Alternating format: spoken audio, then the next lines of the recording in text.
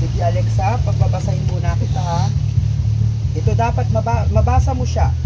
Naintindihan mo? Ayaw ko ng pamali-mali Alexa. Pakibasa mo nga ang salitang ito. Ano Alexa? Napakatagal na natin itong pinag-aaralan. Hindi mo pa rin ba siya nababasa? Yan ang sinasabi ko.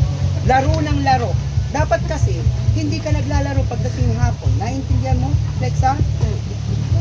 Sinasabi ko sa iyo, Ginang. Dapat kasi, pagdating niya ng bahay, huwag mo siyang papayagang maglaro. Ang gawin mo, pagbasahin mo siya. O katulad niyan, nalimutan na naman niya yung aming pinag-aralan. Pwede mo ba masahin yung mga sumusunod na mga salita? Sige, pakibasa mo simula sa una hanggang sa ibaba. Very good. Very good. Very good. Very good. Ayan, Ginang. Napakagaling naman po talaga ni Alexa magbasa. Ako, Alexa, pagbutihin mo pa ha. Sir, ito na tayo.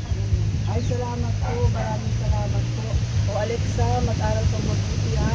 Sige lang, maglaro ka lang ng hapon. Okay lang naman. Wala namang problema doon. Sige lang ha.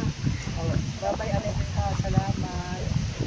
Ang lahat ng ito ay bunga lamang ng aking imahinasyon. Ito ay isang good vibes video. Kaya huwag seryosohin pero pwedeng humalakak. Bye-bye!